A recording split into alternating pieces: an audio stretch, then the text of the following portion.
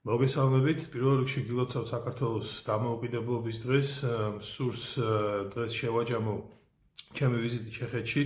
გუშინ დავბრუნდი საქართველოში და როგორც იცით, მონაწილეობა მივიღე გლობალური უსაფრთხოების ფორუმში, GLOBSEC-ში, სადაც გამართა ორმხრივი შეხვედრები სხვადასხვა ქვეყნის მაღალი დონის დელეგაციებთან. 4 დღის განმავლობაში მქონდა დაახლოებით 30-მდე შეხვედრა.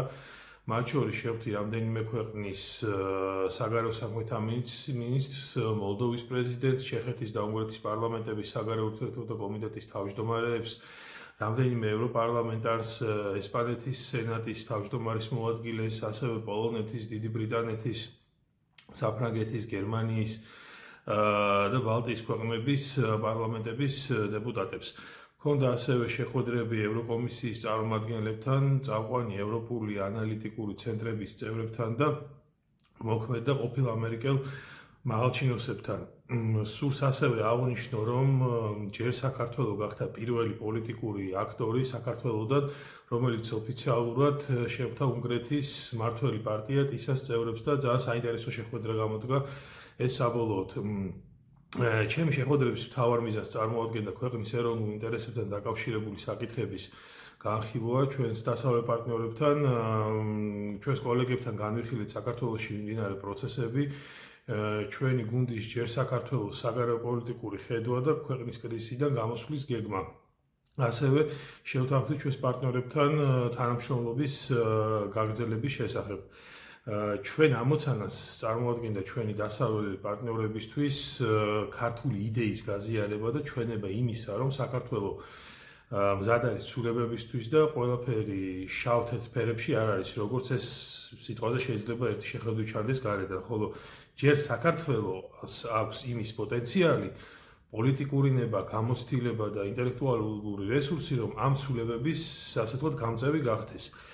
ამის გარდა ვიზიტისას ჩვენ ამოცანას წარმოადგენს საქართველოს მნიშვნელობის შენარჩუნება საერთაშორისო პოლიტიკურ დღის წესრიგში, რადგან ჩვენ ვხედავთ, ჩვენი გუნდი ხედავს, რომ საქართველოს დაბრუნება როდესაც საქართველო დაუბრუნდება დემოკრატიულ ჩარჩოს და ქვეყანაში დაიწყება ცვლილებების პროცესი, საქართველოს ურთიერთობების შენარჩუნება დასავლეთთან ხელშეუწყობს საერთაშორისო იზოლაციიდან ჩვენს სწრაფ გამოსვლას და ქვეყნის დაბრუნებას დასავლური ინტეგრაციის ლიანდაგებზე.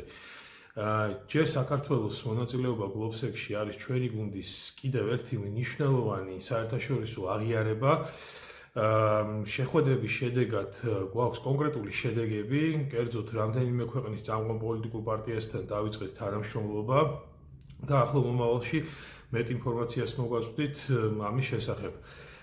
იცით, რომ მალე ჩვენი ინიციატივა ჯერ საქართველო დაიწყებს პოლიტიკურ პარტია ჩამოყალიბების პროცესს და ჩვენთვის პრიორიტეტული საკითხია პარტიის შესაძლებლობების გაძლიერება არა მხოლოდ ქვეყნის შიგნით საქართველოში, არამედ ქვეყნის გარეთაც. რისთვისაც საკვანძოდ მნიშვნელოვანია ძლიერი საერთაშორისო კავშირების ჩამოყალიბება და შენარჩუნება. საქართველოს მიმართ შევაჯამოთ ასე ვთქვათ GLOBSEC-ის ფორუმი, საქართველოს მიმართ და შეხვედრები, რა თქმა უნდა, საქართველოს მიმართ საერთაშორისო ინტერესი დიდია, განსაკუთრებით დიდი ინტერესია ახალი პოლიტიკური მოთამაშეების მიმართ, რაც ძალიან კარგად იგრძნობოდა ჯერ საქართველოს მიმართ არსებული ინტერესის მაგალითზე.